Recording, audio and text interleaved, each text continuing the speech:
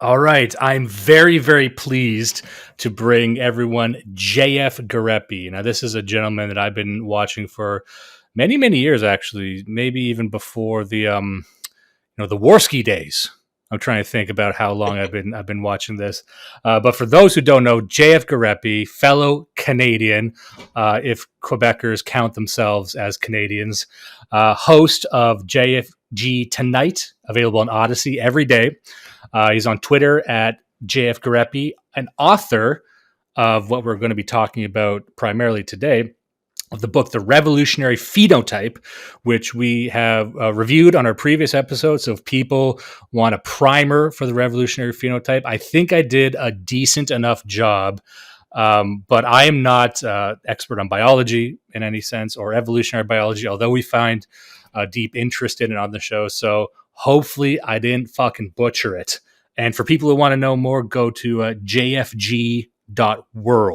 You can find the book there. You can find all kinds of stuff there. So, JF, thank you very much for taking the time to speak with me today. It's a pleasure to be here. All right, so we're going to get right into it because I still have the book fresh in my mind. Like I said, we discussed it last week, and we talked a lot about sort of the general frame of the RNA versus DNA. There's some topics that we didn't get into that deep. We didn't really get into the trickster printers that much. And I've been listening to a few of your other interviews where you talked about that. And I think I might have missed probably the most interesting part of it by not going into like the trickster printers. But we'll get to that in a second. And I really wanted to kind of set up how you approached this book. And again, for people who don't know, listen to our clip first and then listen to this, but you will probably need to go over some of the basics again. But I think the best place to start is, as a scientist, as a serious person, can you give us maybe a brief history of what caused you to approach this idea specifically, what triggered it, and, things in and around, I guess, Richard Dawkins's The Selfish Gene? Yeah, well, I've been introduced to the selfish gene by Richard Dawkins when I was very young. I just turned out on a French version of the book in my library. I read it and it strikes me, oh my God, this explains everything. And so I've been since 9 to 11 years old. I've been influenced by Dawkins and growing up into a biologist. Was mainly because I thought Dawkins has captured here the ensemble of the explanations to explain the entire biological world, which to me includes humans and human societies. So it kind of became a pillar of my thought and something that was inviolable. The selfish gene is just correct. It's deeply correct. So correct that, I mean, it attracts a lot of critique, but really they have nothing on it. So I'm faced since I'm very young with, okay, everything around us, perhaps even the physical world, is explained better by the theory of natural selection than anything else. You know, sociology fails, economics fails, political science fails at even understanding their own ideology. And here you have a layout that's developed by Dawkins for beavers and salamanders, and yet it explains humanity better than any of these supposedly human sciences.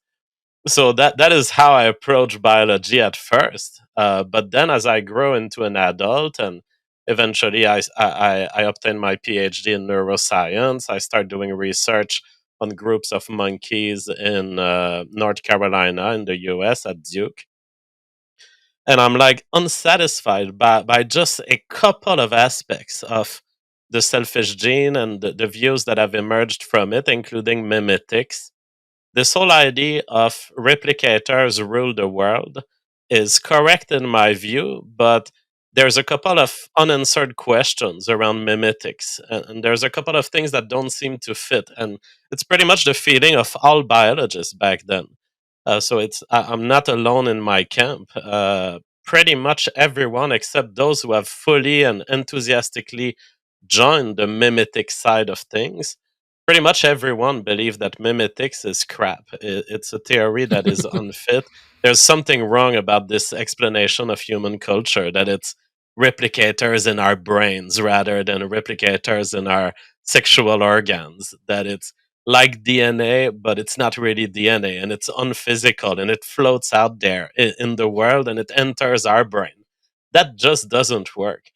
And but the attacks that have been made against mimetics also didn't work. So I was looking for what is the deep reason why ultimately, even if the ideas in our brain can be seen as copying themselves, can be seen as, okay, yeah, it does some of the things that DNA does. It does have two copies of it. When a parent teaches a child, there's a copying process involved. But why is it wrong to see them evolutionarily, these IDs? And I never thought that in iterating that thought process to see where is it wrong, where is it wrong, where is it wrong, I would go back 4 billion years into the past, and that ultimately the reason, the real reason why mimetics is wrong would be found 4 billion years ago in the interaction between RNA and DNA at the emergence of life on Earth. And I realized eventually that the ideological structure that I've developed was giving us answers to questions I didn't even wonder about as I started this experiment in my head. So Now, that's if I could how the interrupt you revolutionary phenotype is born. to ask you one question, because on the show, and I guess in my personal life, we've taken an interest in theoretical physics and cosmology and psychology and things like that, but we've never really delved into the unique community of biology. And I was wondering, because it seems that in theoretical physics they're always looking for a game breaking idea, they're always looking for it to be disruptive.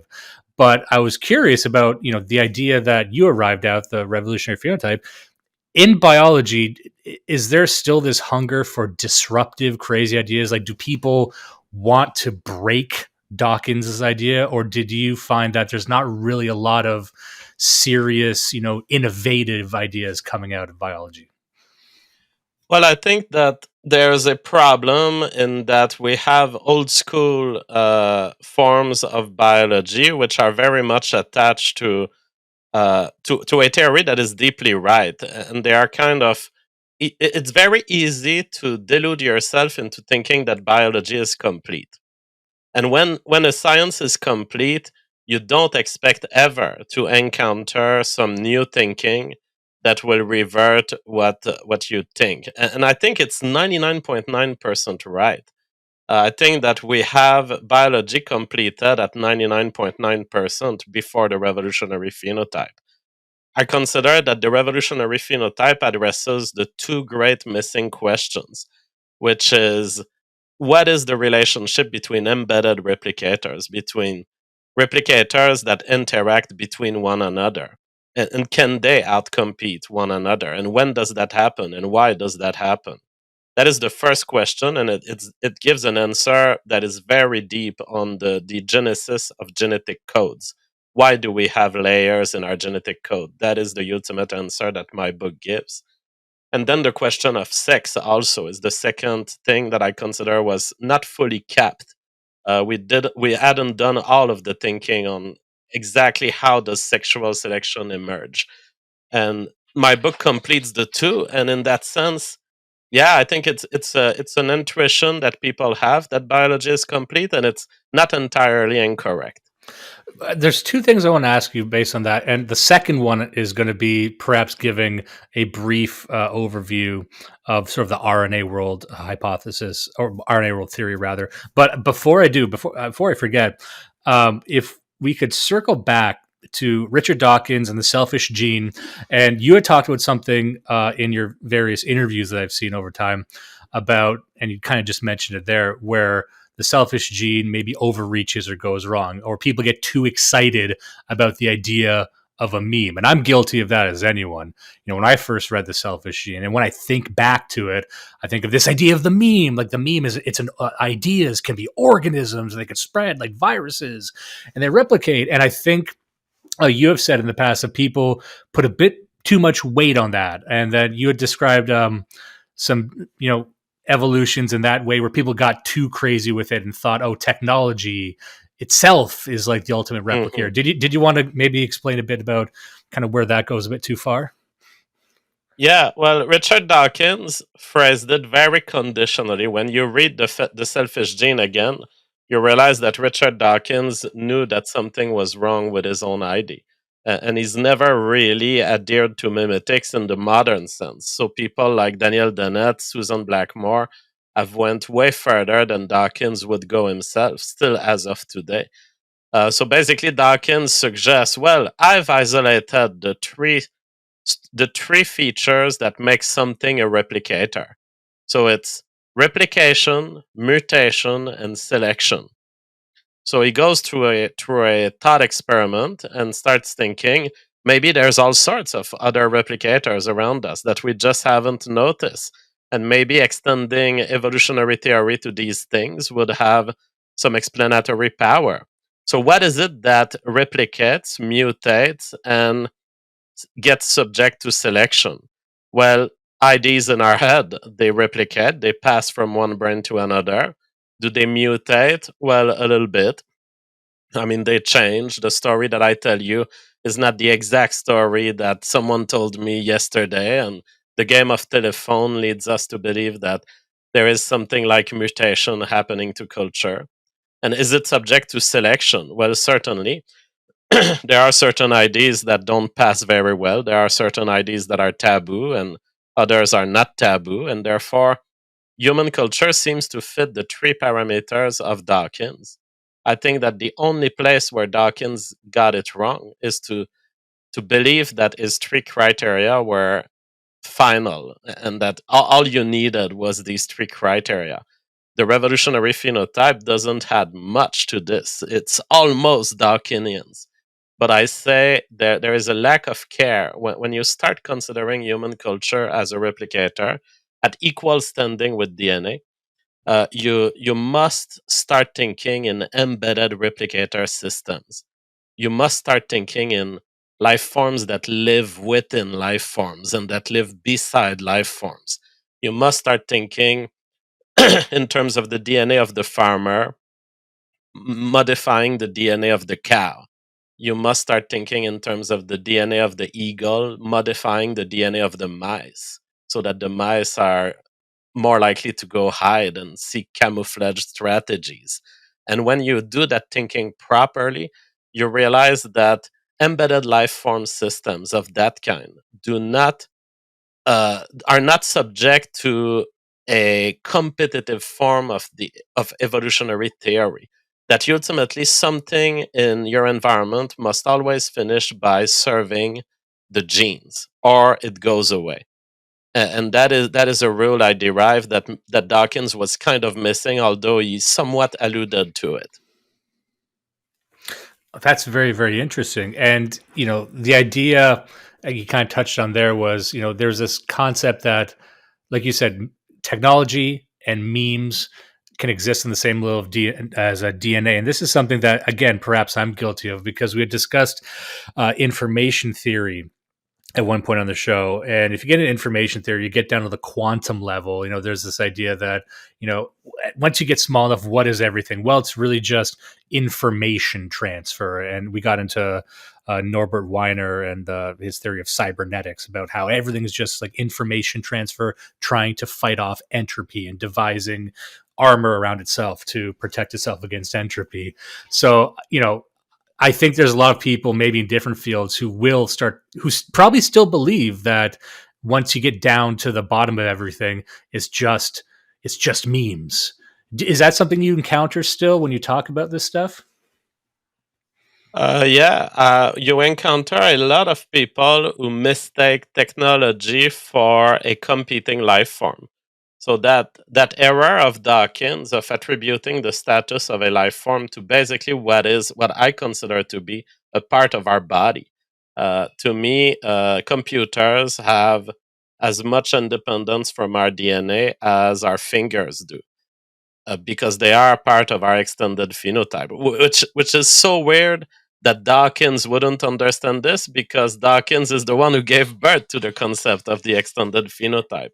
So it would seem that Dawkins failed at being enough of an extremist on the extended phenotype and understand that, yeah, everything we do around us, even if it replicates, it doesn't attain the status of a life form until it respects a series of rules that I've identified in my book. Basically, that's all my book is. It's what kind of rules must be violated or met so that a life form takes a direction of its own.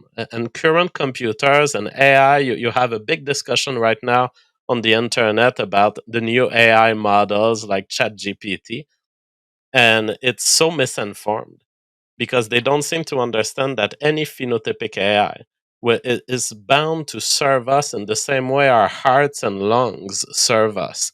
As long as it's phenotypic, as long as it doesn't fit the standard of a revolutionary phenotype, it will not take over us. And that's what I loved so much about the book. And very early on, and I appreciated you doing this, is you were very clear on what the revolutionary phenotype is not. And I would imagine when you were explaining this to people, and even when I was explaining it, I found myself doing this, like falling into metaphors about robots or zombies or something Yeah, like that. It's so easy, and sometimes because you're grasping for a visual metaphor. Because really, if you and we discussed the end prediction in your book, and to imagine like a post DNA world, to visualize it's as difficult to imagine a pre DNA world. Like it would be so mind bending. You're grasping like, is this nanobots? What is this? But one thing I appreciated was you explaining what this is not. Is not, everyone wants to say, oh, he's talking about AI. And really, if anyone is serious about AI, you kind of understand how subservient it still is to human inputs. And, if you think about it all the way to the bottom, it's kind of difficult to imagine a scenario where you would have like a Skynet situation where it's loose and it took over the nukes. It's like how like so many things would need to go. It would almost need to be designed to do that. It couldn't just yeah. replicate itself, right? Yeah, and that's thinking I've done in 2018. And I thought I would correct people, but people are still committing the same mistakes in 2023.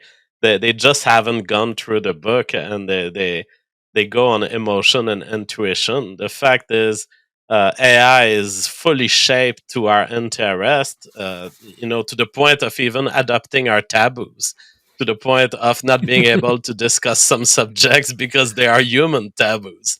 That is just Exactly. how subservient AI is. Now, you're right.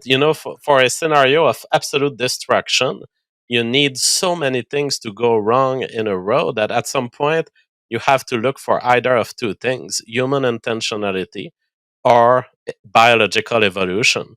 And the revolutionary phenotype, my whole scenario that I present at the end, is the nightmare scenario of what if technology takes an evolutionary route? What would it need to do? What would it need to do to free itself from us? And the path there exists. That's why we should care about it. But we shouldn't be careless about any path. We shouldn't be alarmed at anything, because if you're alarmed at anything, eventually people will realize that you were wrong about your predictions, and they will say, well, you've been wrong. AI has been good for us for 50 years, and they're going to dismiss you. I've been very clear since 2018. There is only one type of AI and technology that is dangerous to humanity's survival. It is the type that plays with human genetics. My message is, do not let AI change the genes of people. And what I liked about the book is that everyone's scared of AI. There's not enough people scared of what we might call transhumanism. And in my mind, that was the frame you had presented at the end of the book. Like, it's not going to be some runaway AI. It's going to be this, runaway, exponentially expanding gene editing thing we're getting into. And why wouldn't that happen? And so the prediction you'd given might very well take hundreds of years to come to fruition, but it is immediate. It is something that is occurring right now.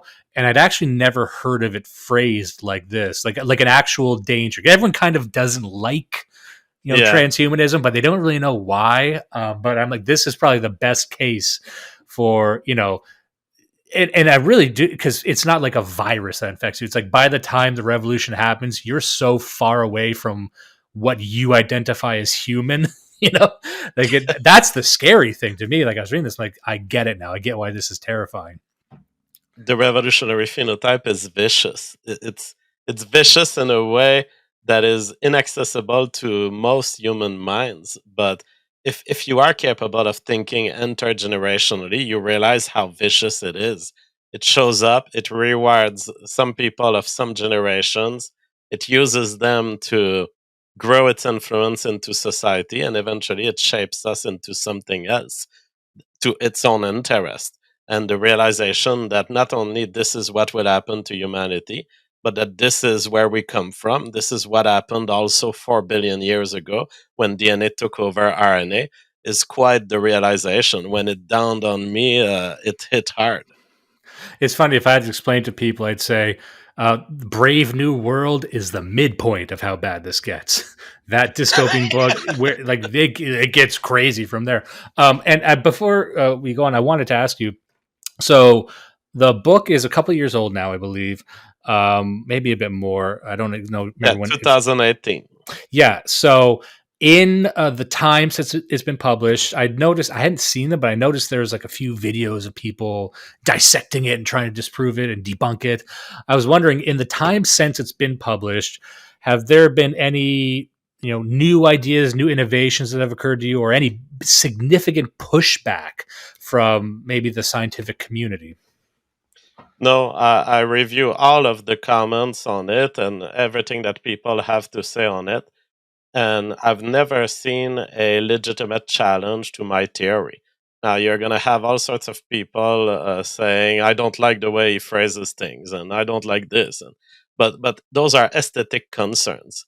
Ultimately, there is no challenge out there to my scientific theory that would qualify as even you know on its face as philosophically valid.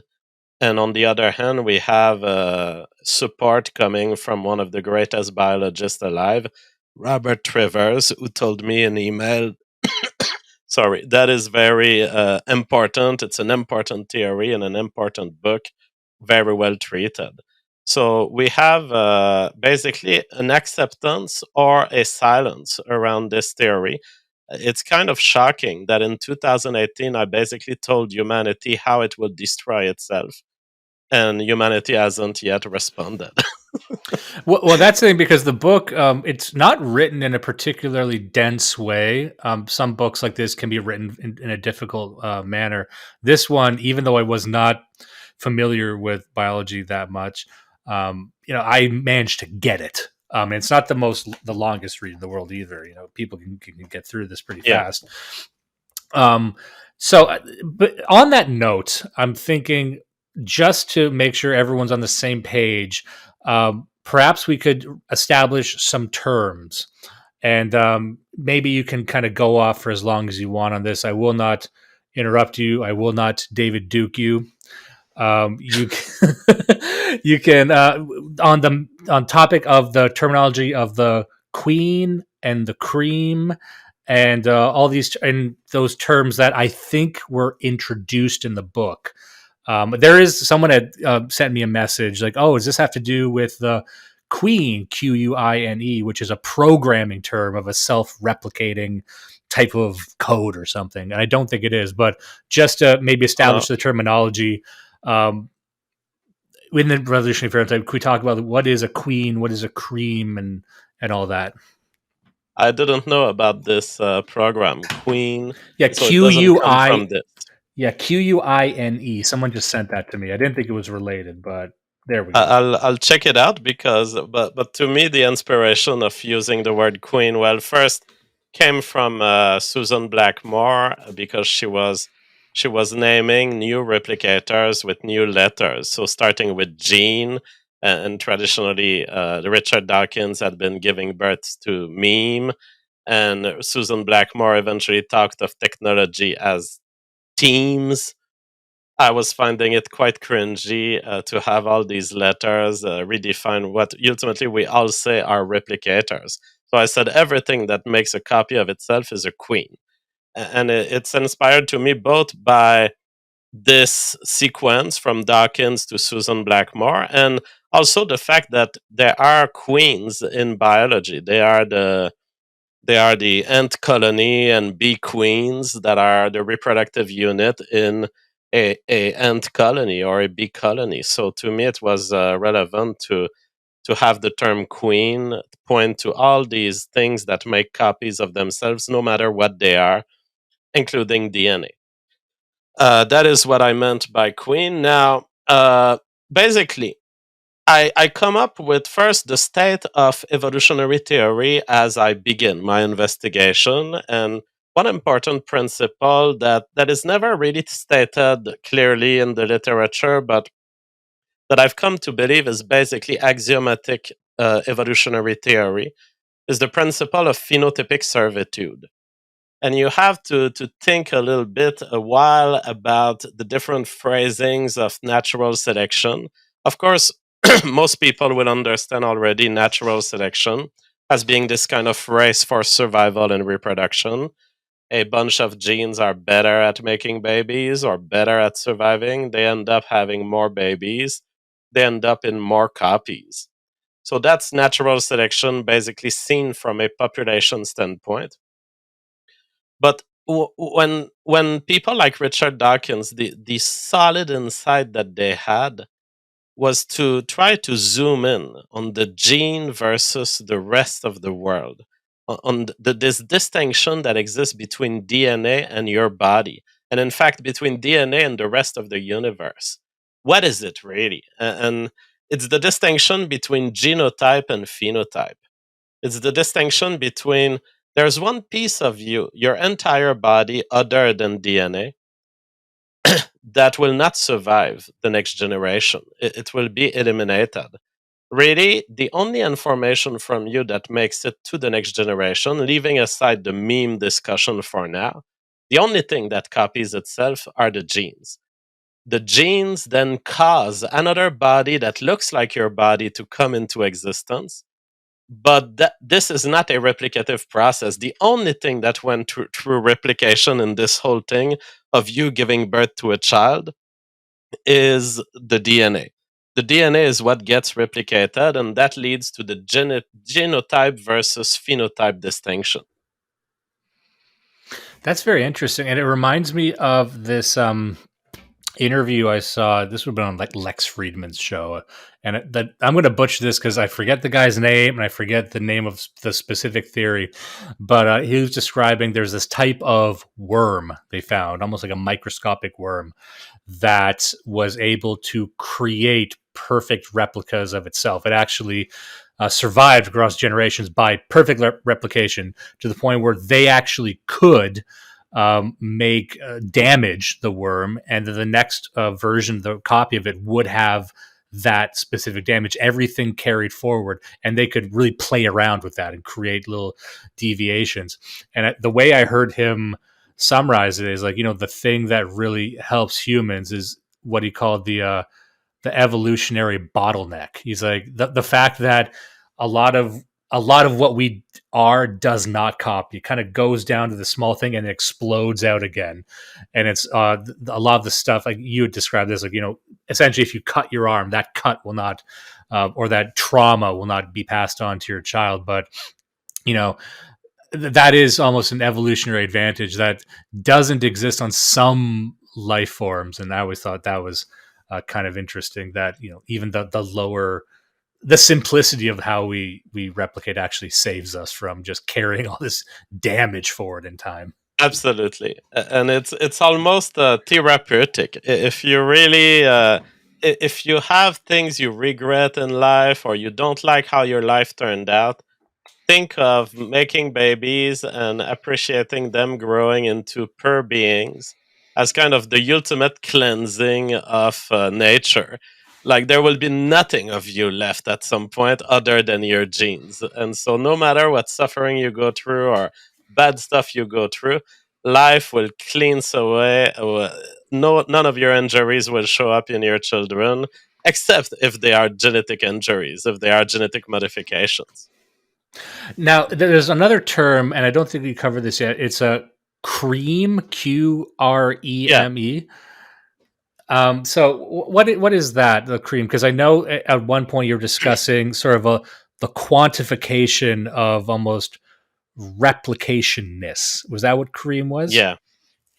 I'll get there, but I want to finish on the thing I initiated, which Oh, is of course. the principle of phenotypic servitude. So you have this strong distinction between the genes and the phenotype. But this distinction has never been fully laid out by Dawkins. Dawkins simply said if you replicate, mutate, and select, you are a replicator. I claim that it's not enough. But the way I derive the state of biology before I intervene and before I do my little fix is think of the intergenerational change that happens to the genotype and the phenotype. So think about, for example, a population that has a new gene. Say it's a population of animals that didn't have hearts. They didn't have a circulatory system. They were like anemones in the sea without much of a blood system. Now, suppose some genes show up, they give a blood like system to this creature.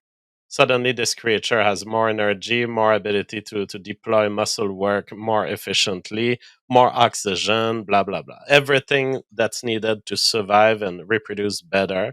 So, those genes are selected for. Those genes favor the kind of anemones that have these new heart systems.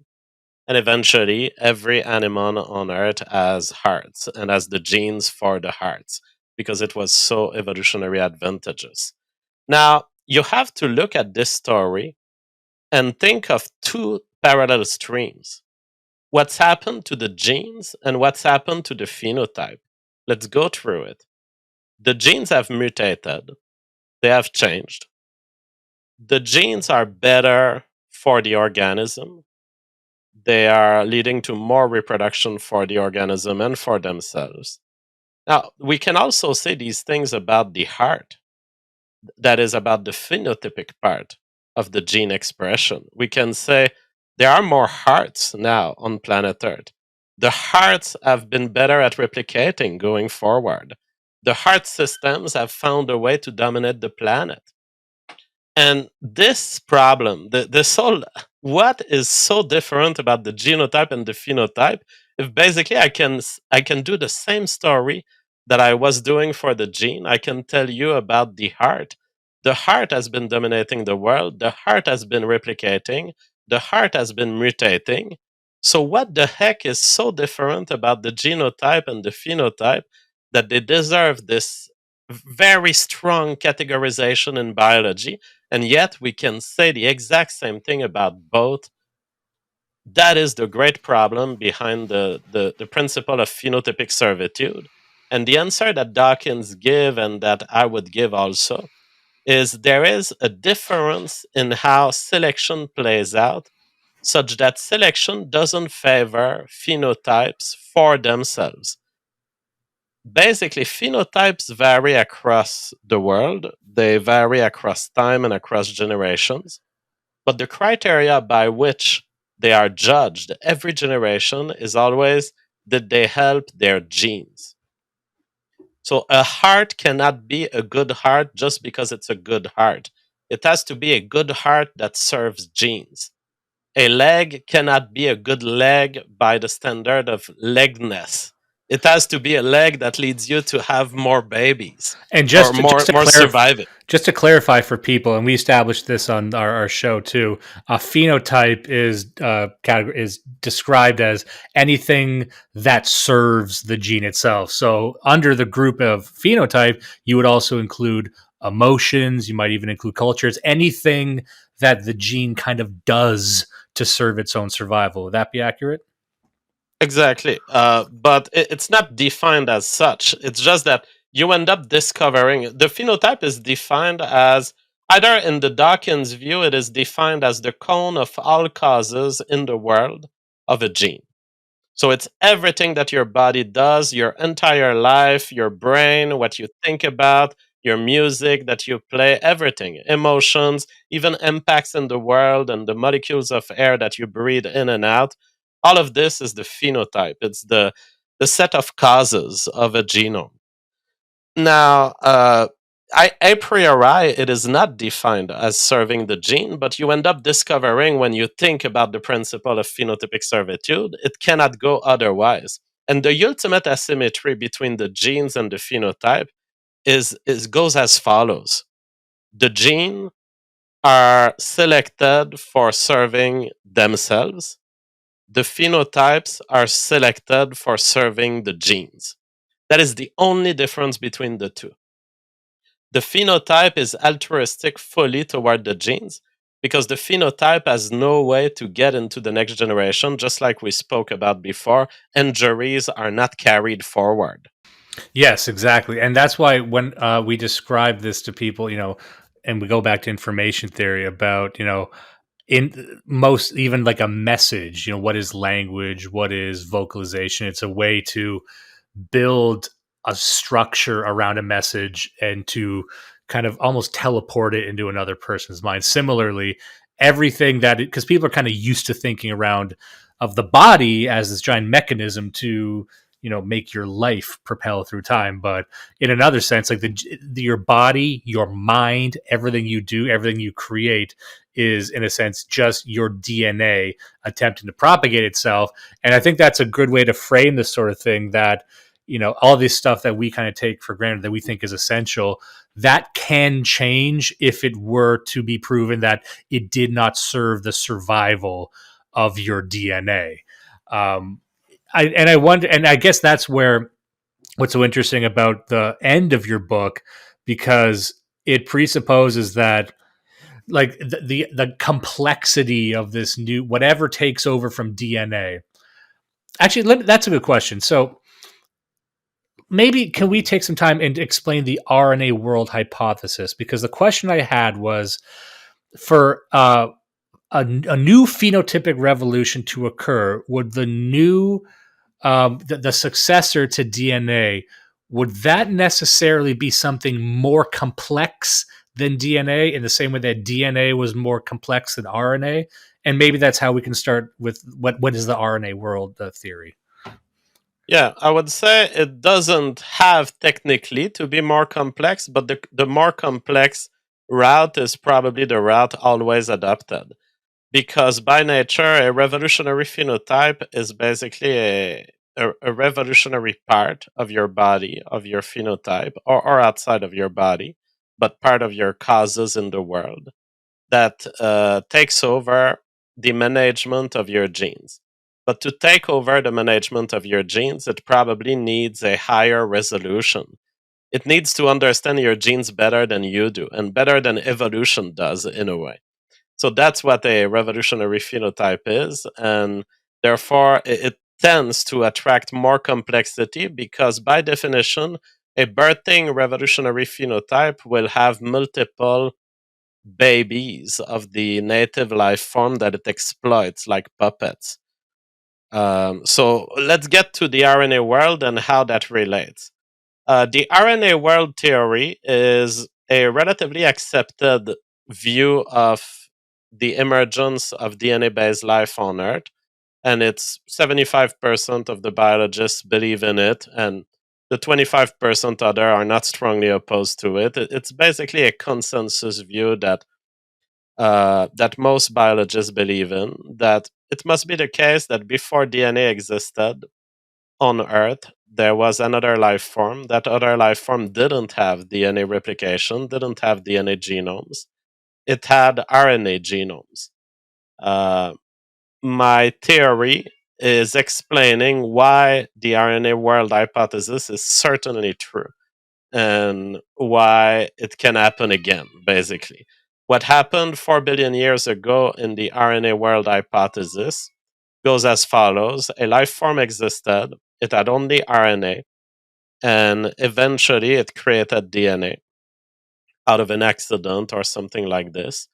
Uh, and somehow life moved on to using DNA as a gene carrier. Now, that's the state of the RNA world hypothesis as I enter the game. That's how it was told before the revolutionary phenotype, but I have much to add about it. And then the idea was that even prior to RNA, it would just be basic proteins. And I think you had outlined in the book that there may well have been three, phenotypic revolutions in our history, maybe even more, but we're three that we're sure of. Is that correct? Well, the idea that a protein life form preceded RNA is not as much consensus accepted as RNA world theory. So people they have a strong belief. Biologists have a strong belief that RNA must have preceded DNA, but then only a few biologists really get into the oh yeah, and before RNA there was a protein world.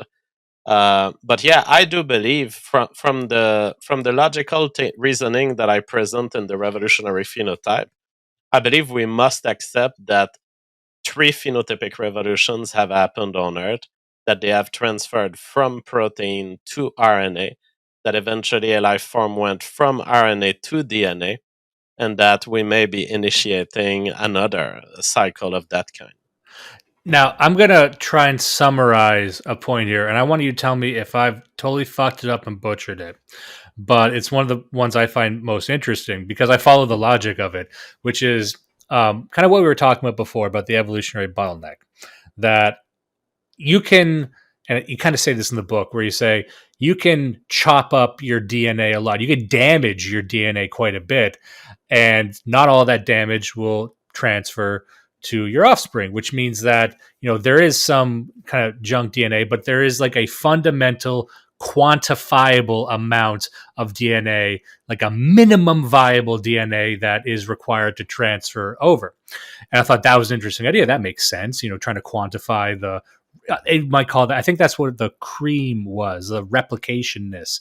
And then once you quantify that, say, oh, there's some minimum viable replicationness of the DNA, then you can say, okay, perhaps that is what kind of taught DNA to kind of take over. Because for people who might still be a bit lost on it, the idea was that RNA created DNA as a tool to assist it in its replication. And then at some point, and DNA got very, very good at it, and then just kind of like technology, we kind of offloaded more responsibility onto it because it was so good, such a good tool, that at some point, it inherited this essence. It inherited some kind of replicationness. And I think you had talked about was it the phenotypic tango? Would you mind explaining that? I remember there's Yeah. the tango thing. So let's get into the cream and the tango. So the cream is a term I came up with because there was too much confusion around environment versus phenotype.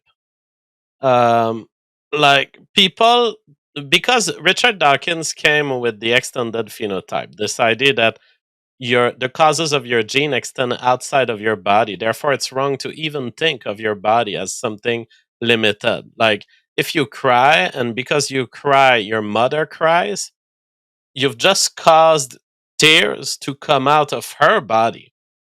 And so you can sum up the contribution of genes to the world not in terms of what they do in your body and the characteristics that they give you, but the characteristics that they give to the whole physical universe. So that's extended phenotype thinking by Richard Dawkins. And I was annoyed because in the extended phenotype, there is our brain and there is our cultural influences. And then because ideas have been presented as memes by Dawkins, we end up with the false conception that phenotype, environment, and culture are kind of distinct categories but they're not distinct categories. One example I give often is consider the blood sugar level in your body. The blood sugar level in your body depends on you living in an environment where there are trees, because the trees have to produce apples so that you can eat the apple, so that you can have sugar in your blood, or some cows or pigs being around that you can eat so that you can have sugar in your blood. So it's false to think of the environment and of the phenotype as two separate things. Ultimately, is it the environment, your blood sugar level, or is it the phenotype? Well, it's your phenotype because you created your blood with your genes. It's also your phenotype because your genes allowed you to gather apples that led you to fill yourself with sugar. But it's also actually the phenotype of the tree. The tree has produced the sugar that's in your blood right now. So, because of these confusions around the limit between the environment and the phenotype, I said, let us just put all these definitions behind. The environment, the phenotype don't even exist. Let's talk of things that make copies of themselves and things that don't make copies of themselves. So, queens is what makes copies of itself. It's like DNA. Cream is what doesn't make a copy of itself. And it's like the sugar blood level that you have. It's like all sorts of other things in our life. Most things don't make copies of themselves. And as I point out in my book, that's the important thinking around the term cream.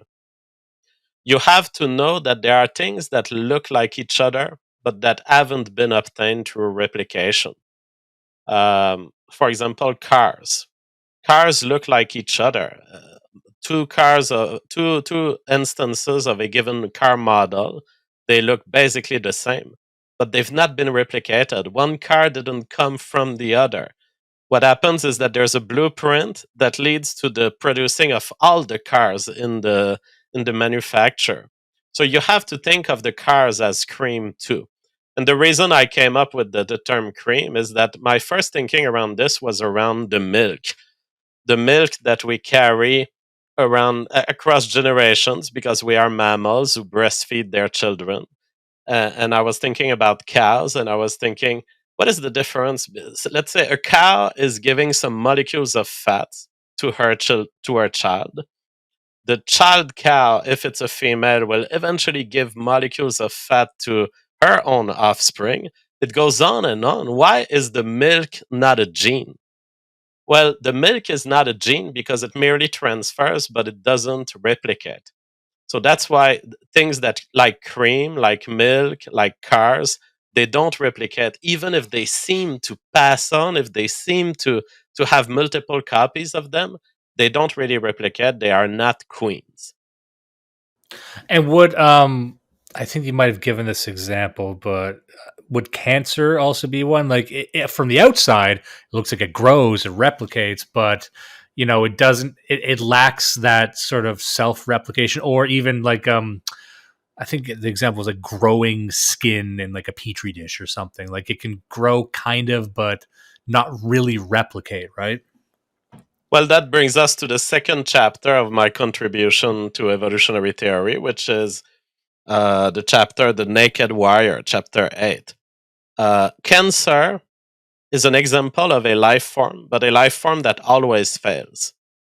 And because I'm thinking cancer cannot be placed in the cream category. It does actually make copies of itself. The cells are making copies of the DNA. They are disruptive to your body. So I make the thought process in my book. Why is it that cancer fails at becoming a life form? Why don't we have cancer becoming squirrels and octopuses and elephants and birds?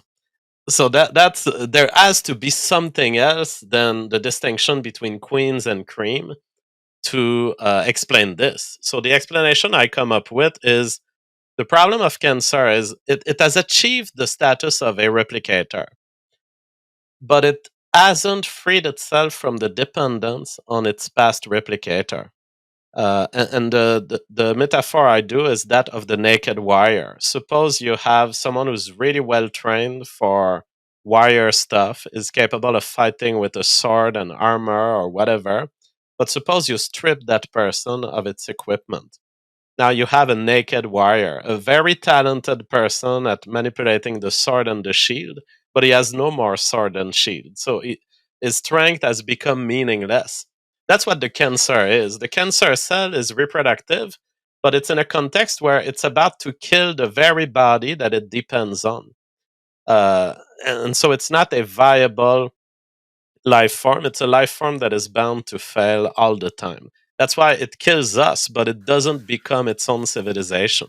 And you know what? When I had read that in the book, and maybe this is me connecting dots, I shouldn't, but that reminded me of artificial intelligence. That any scenario where I could imagine, for some reason, artificial intelligence destroying humanity, it would almost assuredly destroy itself because it could not escape the bounds of what humans had given to it. Exactly. And that is one of the big problem of whatever intelligence becomes a threat to humans. The problem is it's not going to be an equal threat to all humans. So, from the perspective of an AI trying to dominate the world, suppose that the AI punishes you evolutionarily, perhaps throws nukes at you, or perhaps convinces you of bad ideas that lead you to not reproduce, and the human species suddenly is at risk. There's going to be a bunch of humans who are less influenced by these nukes, who are less influenced by this propaganda, who are less willing to turn on the AI. And it could be a bunch of pygmies on an island somewhere, but there are plenty of humans out there who have the emotional equipment to basically be AI resistant before the AI was even invented. That is why, and those are the problem. You are not overextending. Those are really the problem of any phenotypic machine trying to take over the life form that created it. It's bound to fail.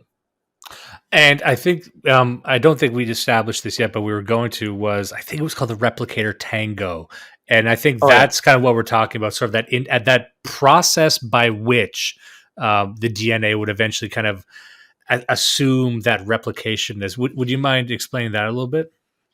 Yeah, so I'm thinking, okay, it seems insurmountable. How do you fix the problem that our body doesn't replicate most of it?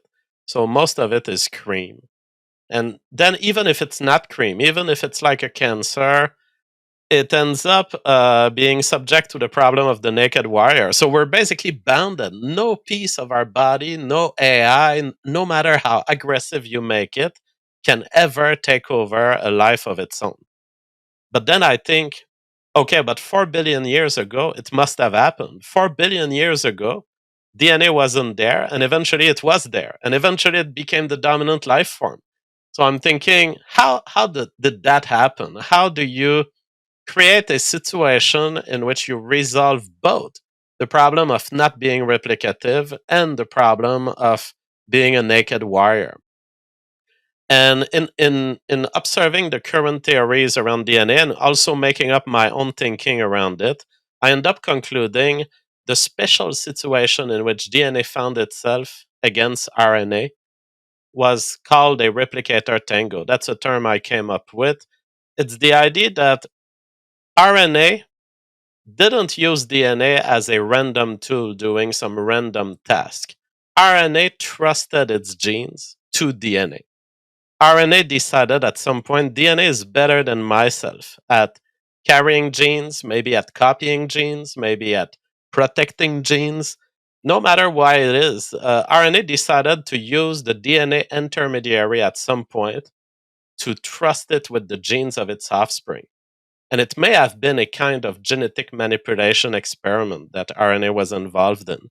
You can think of it that way. You could think that RNA was in a certain way, had probably limits of mutation. It had too many mutations compared to DNA.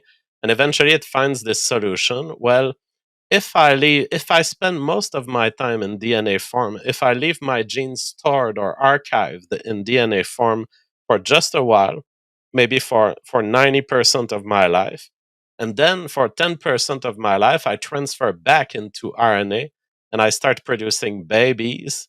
Instead of producing my babies from myself, I will produce my babies from the DNA model that I built.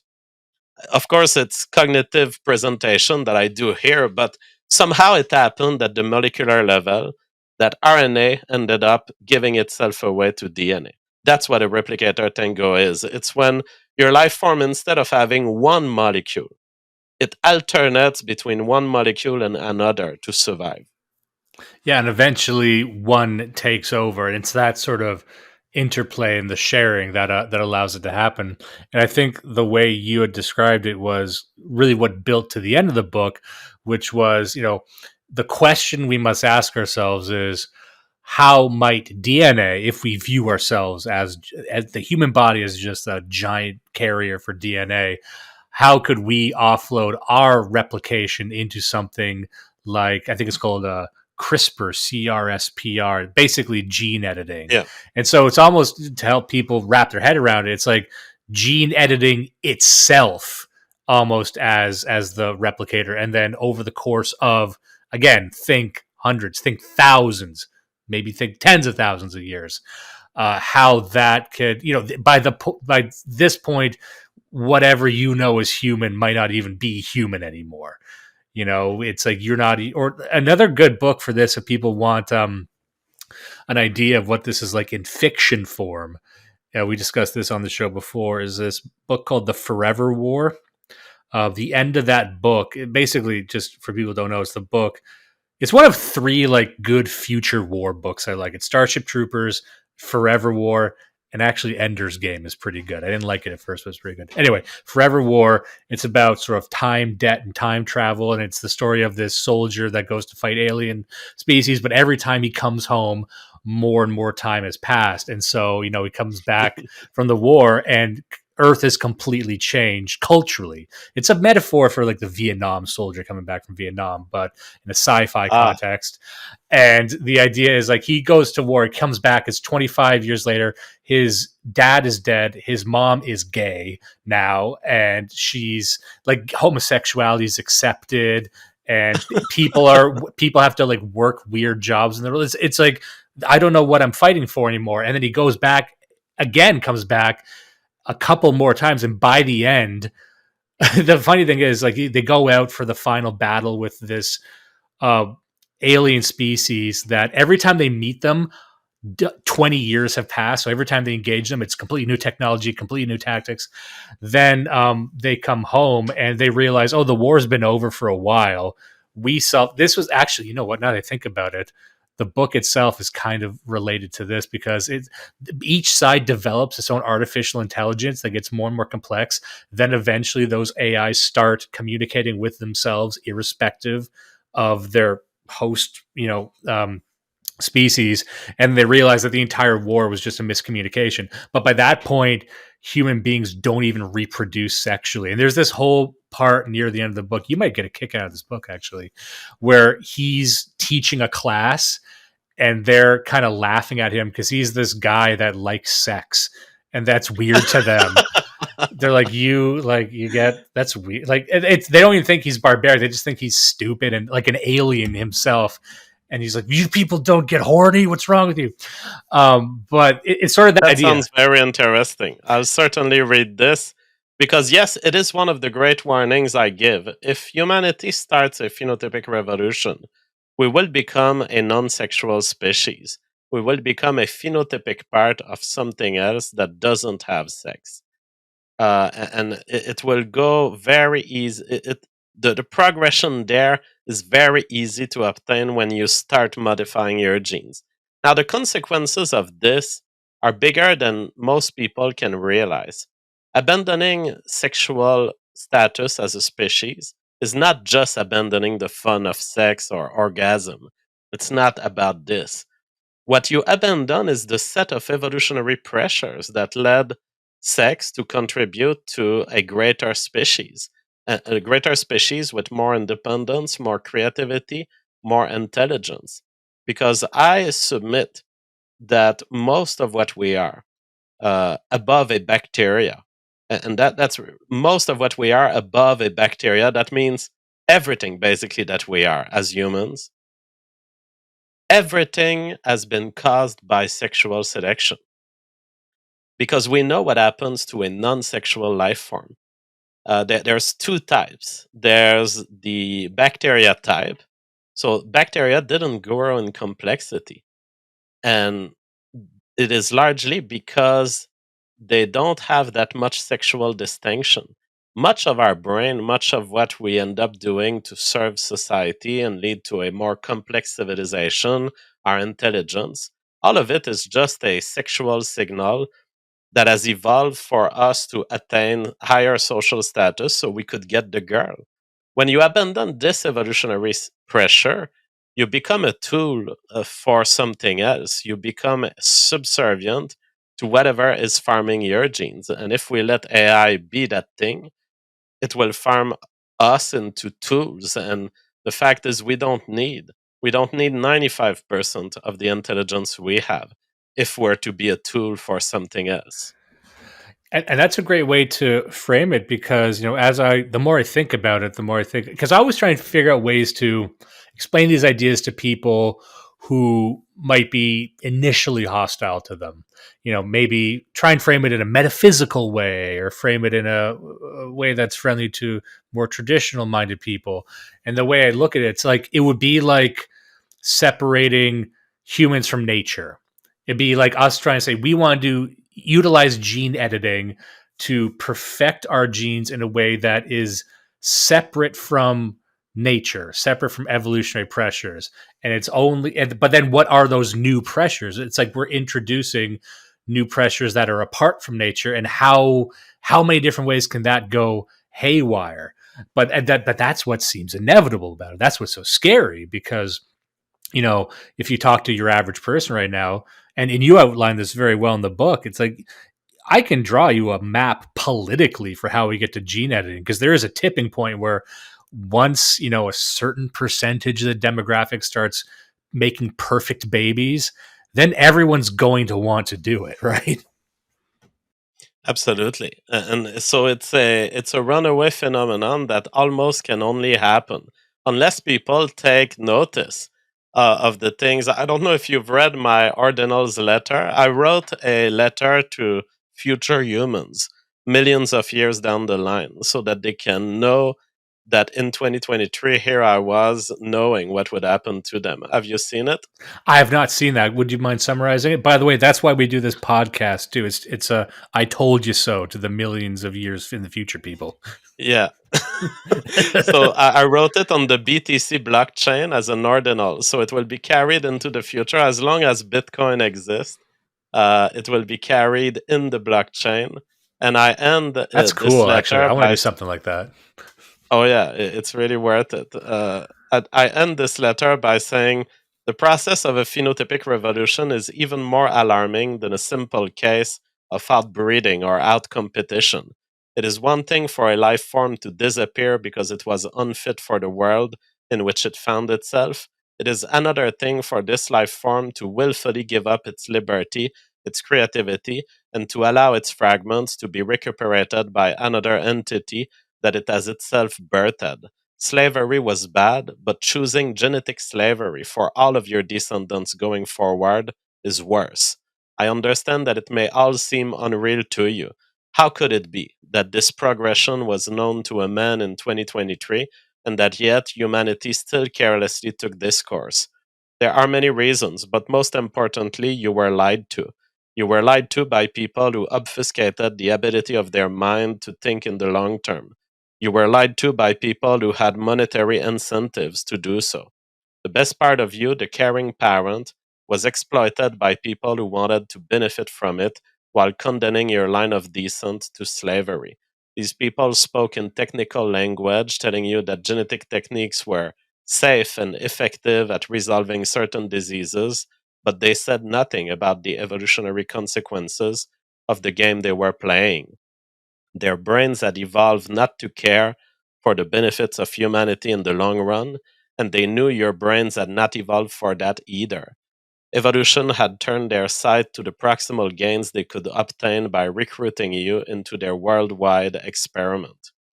And I finish by saying, we must choose not to choose. We must do so not out of carelessness for the outcome of humanity, for what happens to humanity, but because we recognize that the mechanism of nature are better fit than the minds of men to choose the path forward. So that is the message I throw to people into the future because I've kind of abandoned the idea that we could have a rational conversation in this world in our present times. people are too stupid. And so I hope that one day people can read that letter. Perhaps we won't be more intelligent than we are then, but at least seeing the consequences of genetic editing having started onto humanity, perhaps people will be more open to that discourse than they are today.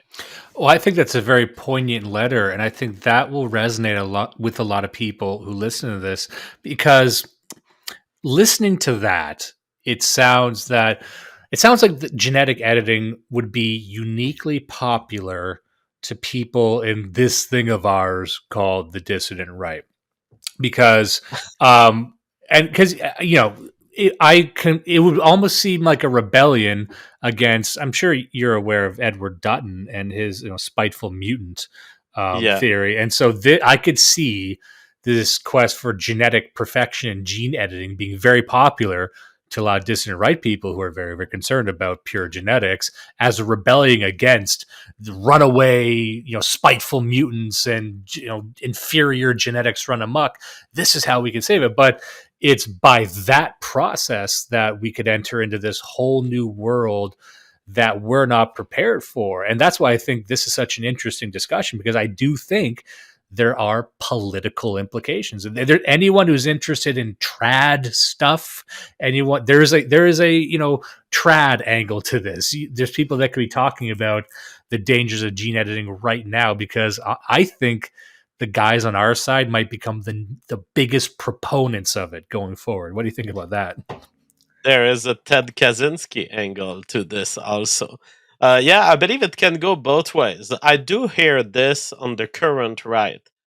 This excitement that, hey, since the world is unfair, and since we are so headed toward imperfection, let us perfect ourselves through this technology. And a lot of it is based around thinking of, if you don't do it, they will do it first, and they will beat you. And so this whole arms race type of thinking is very often invoked by right wing people. I think it can also go the other way, a surprising way, where you could have the left at some point tired of advocating for equality and doing exactly what they like to do, which is first delude themselves into a lie and then make that lie a reality by trying to manipulate the world in that direction. They've done this with affirmative action in a way, trying to bias the system to make it less meritocratic and more race based. They've done it with the vaccine, trying to basically interfere in people's biology by basically changing the way their body works and causing events of immunohistochemistry to develop in the body.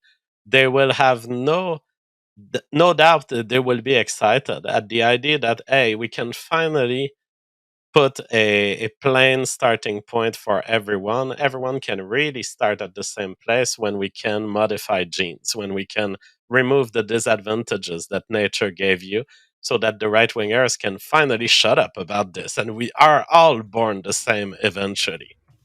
Yeah, I could see that happening too. What was that story, Harrison Bergeron by Kurt Vonnegut, was something like that, which was trying to handicap great try to create this sort of genetic balance through really. If anyone hasn't read that book, it's like a short story. I think anyone could read it right now. But it's funny that there's been so many great minds kind of toying around the edges of this idea of equality from almost a eugenics perspective. But yeah, I suppose that's probably as good a place to leave as any, because I got everything, all the questions I wanted to get, and you've provided a lot for people to think about, especially that last message. And I was gonna kind of leave on this. Um, can we expect a sequel to this book, or have any new innovations come across your mind since publishing this? Absolutely, there will be a sequel. It will be The Moral Signal. The Moral Signal was actually the initial title of this book. But when I discovered the theory of phenotypic revolution, I thought this is way too important. I have to do this first. But it was on my quest of explaining human culture that I got onto all of this. So I'm going back to my original desire, which is to explain human culture. How should we see it? How can we think in you were talking about information theory and Robert Wiener. It's very much where I'm headed with the moral signal, which is let's think of the whole thing of the virtual space of human communication as a signaling system, as tubes with bits in it. And what are we really telling each other when we adopt a religion like Christianity, or when we adopt a behavioral taboo, or when we transact? What are we launching in terms of signals to each other as from the perspective of a sender receiver view based in information theory, and how does that mix with the theory of evolution? This will be the subject of my second book, but I've been procrastinating, and I really need to get to the finishing of the writing because it's largely written already. But I got thrown on tangents. I love mathematics, and I've been spending a lot of months trying to prove a classical mathematical conjecture that is still unproven. So when I get obsessed like this, it typically lasts 6 months, maybe 8 months, and then I can get back to my writing, which is really my way of living and surviving at this point. That's good. You have to translate some of that for the plebs like me. You know, sometimes I get a bit too cocky and I wander off into the world of mathematics and hard physics.